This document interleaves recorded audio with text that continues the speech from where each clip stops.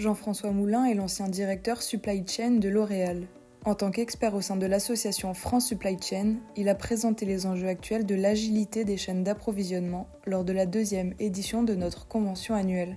Déjà une petite définition de l'agilité, la capacité de l'entreprise à coller aux besoins de ses clients. Au titre de la demande, évidemment, de ce dont on a besoin en termes de produits, donc les quantités de produits. Vous pouvez avoir des thématiques de changement de canaux de distribution. Ces différents niveaux d'agilité de la supply chain sont représentés par ces nouveaux défis. La supply chain est globalement très complexe et quand vous avez à faire appel à ces changements structurels de marché, eh bien, il faut orchestrer, synchroniser tout ça. Vous avez coordonné tout cet ensemble d'acteurs. Et évidemment, c'est ça qui est très compliqué et c'est ça qui nécessite du processus. L'illustration de cette demande d'agilité, c'est autour de 4 processus qui me paraissent fondamentaux.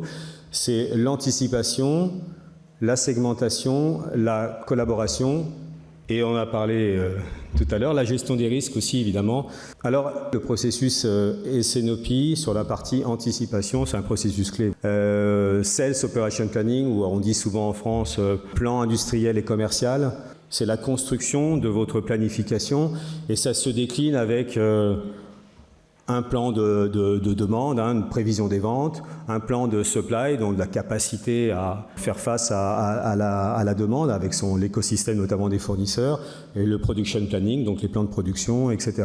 Donc c'est un processus qui a idéalement une fréquence mensuelle. L'objectif du S&OP, c'est de pouvoir travailler sur du moyen terme et d'anticiper et de construire votre agilité. Donc c'est un processus qui doit se gérer au niveau aussi, et là ça aussi c'est un défi pour les entreprises au niveau de leur gestion de l'information, c'est un processus qui doit se gérer au niveau d'agrégation de références. Il faut un processus qui nous permette de nous poser et d'obliger les opérationnels à se projeter, et notamment les commerciaux, notamment le business. On va prendre un accord ensemble pour déterminer un scénario de planification qui va nous permettre de prendre des bonnes décisions, de prendre des décisions conjointes. Donc c'est quand même le process le plus structurant qui lie la supply chain au business. Autre processus fondamental, c'est le processus de segmentation de vos clients. Quand vous avez une entreprise qui sert plusieurs types de clients, il est important d'être capable de connaître sur quoi vous vous focalisez sur le curseur que j'ai montré entre le coût et le service. Et donc, la constitution de ce type d'offre, ces operating models, vous permet d'être prêt à faire face aux évolutions de vos mix clients. Eh bien, vous devez opérer votre supply chain de manière complètement différente suivant ces types d'expérience client et il vaut mieux être prêt. Et donc, le fait de segmenter votre clientèle et votre base client est assez fondamental. Évidemment, un des sous-ensembles de ça, c'est la flexibilité, notamment industrielle. À très court terme, vous pouvez vous retrouver confronté à des évolutions de vente considérables, sous l'effet notamment maintenant du digital, la viralité des réseaux sociaux, les influenceurs, les youtubeurs, etc., peuvent faire décoller une référence de make-up du jour au lendemain de manière extrêmement spectaculaire. Et là, vous faites comment? Vous devez compter sur vos moyens de flexibilité immédiate plutôt que votre processus S&OP qui n'a pas pu anticiper ce type de choses. Donc là, dans ces cas-là, il faut que vous soyez en position de faire face et grâce à votre flexibilité industrielle, de faire face à des évolutions de demande court terme très soudaines.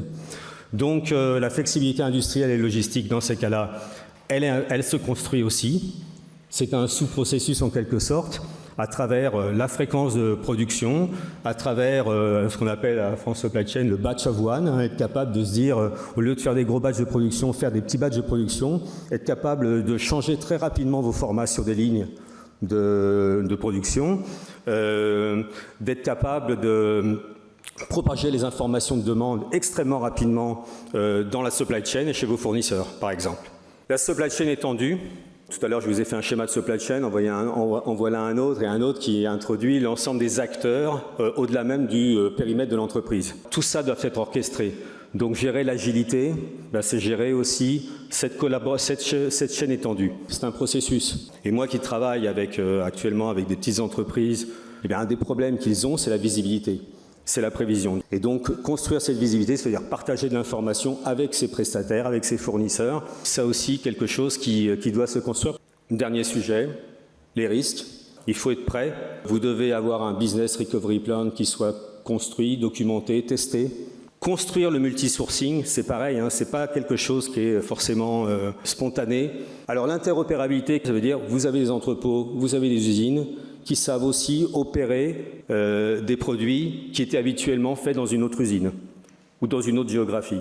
Et là, il faut que vos flux financiers physiques soient designés pour ça. Les systèmes, la gestion des risques, elle est beaucoup plus limitée si vous avez les systèmes qui sont capables aussi de faire face aux disruptions.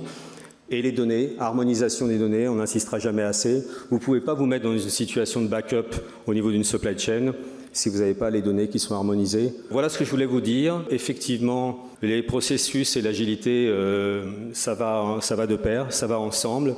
Vous l'avez compris à travers le processus de SNOP, la segmentation, la collaboration, la gestion des risques. On a là des ingrédients pour construire l'agilité des supply chains dans les entreprises et je crois que ça va au-delà de la cosmétique.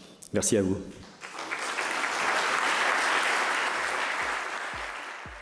Merci pour votre écoute. Vous pouvez découvrir les synthèses de toutes les interventions de cette convention annuelle 2023 sur www.franceprocessus.org.